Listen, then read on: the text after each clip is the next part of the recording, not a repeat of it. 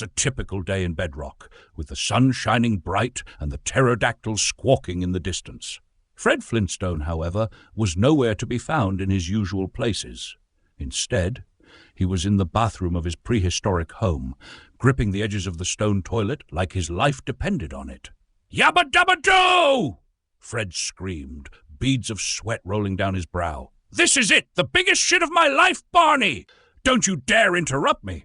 But Barney Rubble, Fred's loyal yet occasionally insufferable neighbor, was standing just outside the bathroom door, red-faced and fuming. "Fred!" Barney yelled, pounding his tiny fist on the door. "I can't believe this, Fred! You know what's been pissing me off? Enron and freaking Ron!" Inside the bathroom, Fred's knuckles turned white as he clenched his knees tighter. He let out a strained grunt. "Barney, I don't give a flying pterodactyl shit about Enron right now. I'm busy making history in here." Barney, undeterred, paced back and forth outside the door, his voice escalating with every word. "How do you not care, Fred? They destroyed people's lives. The accounting scandals, the fraudulent profits, the—" "Barney!" Fred's voice boomed, echoing off the stone walls. "For the love of Bedrock, shut the hell up and let me focus.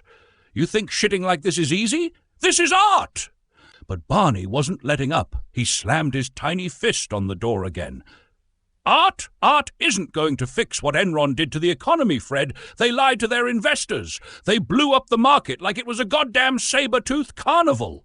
Fred growled, veins popping out of his forehead. "Barney, I swear to all that is holy, if you don't quit yelling about Enron while I'm trying to birth this beast, I'm going to come out there and sit on you." Barney scoffed, crossing his arms. "Like you care about corporate responsibility, Fred. You're too busy shitting your life away while the world burns. Do you even know what a Ponzi scheme is, Fred? Huh? Do you?" Fred threw his head back, roaring in frustration.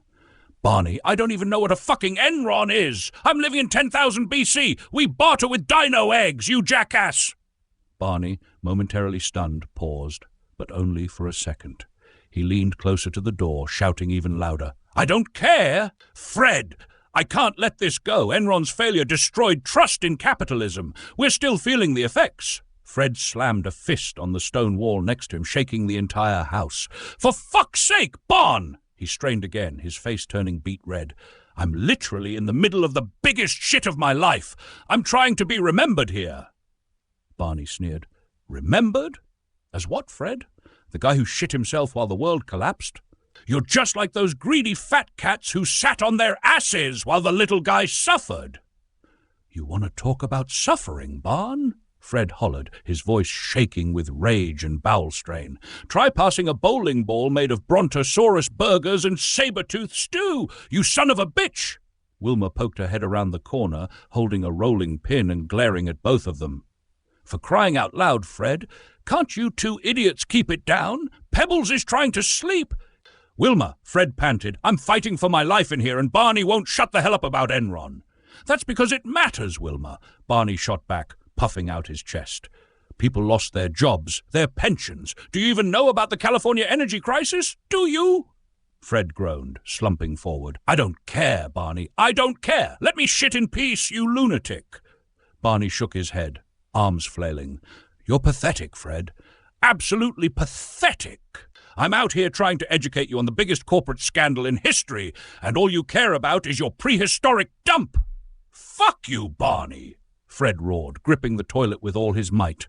"This is history, you hear me? History." The shouting match went on for another 10 minutes until finally Fred let out a triumphant roar. The house shook. Birds flew from nearby trees. Somewhere a volcano erupted. Barney stood frozen, staring at the door as the noise subsided. Finally, Fred emerged, wiping sweat from his brow and looking victorious.